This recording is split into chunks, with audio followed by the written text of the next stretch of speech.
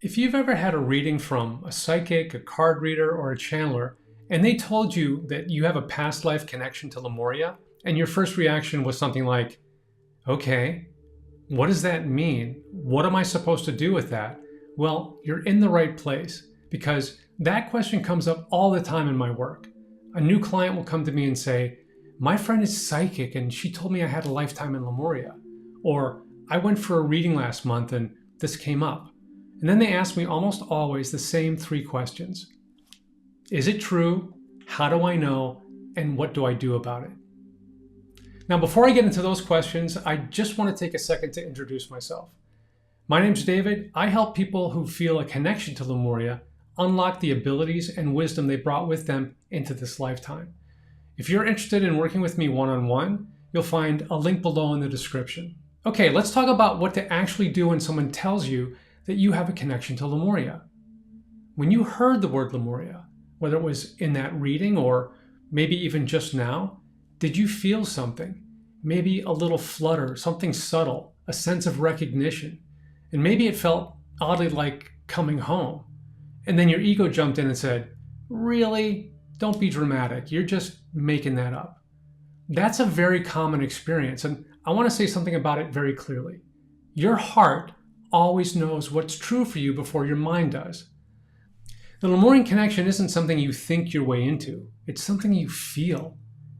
And if something in you responded when you first heard that word, that response is real. It means something. When I first heard the word Lemuria, I had no idea what it was, but I felt something shift inside of me. It was like a switch being flipped on. And many people I've met over the years have said, I knew the first time I heard it, something just clicked. But then they wait for more proof before they let themselves trust it. Don't wait for proof. Start with what you already feel. Now, the second thing, and I hear this one constantly, is, but how do I know for sure? And here's what I've noticed after working with many people in this realm. The ones who have a genuine Lemurian connection, they don't actually need proof.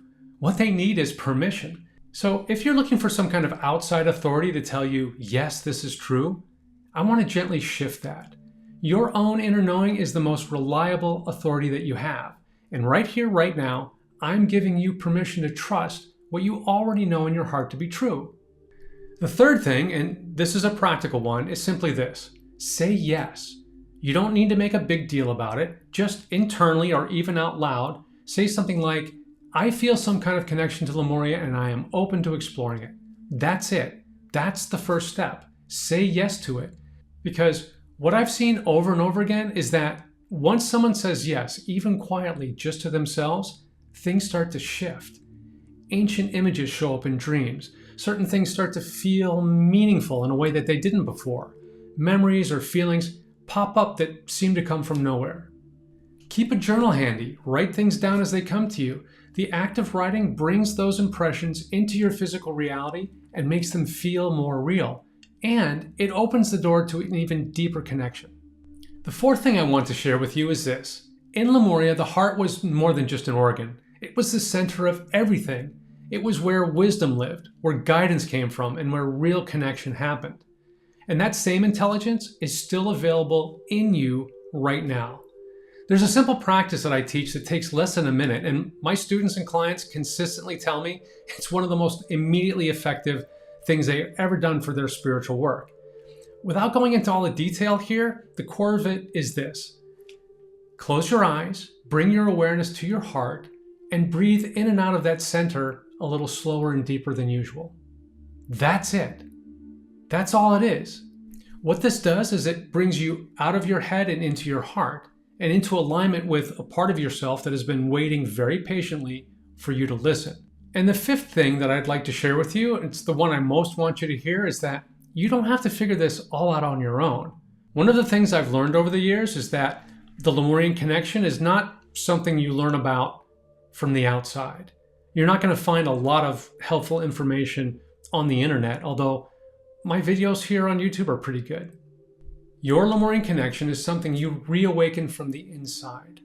And your greatest wisdom source and guide in this endeavor is your own higher self.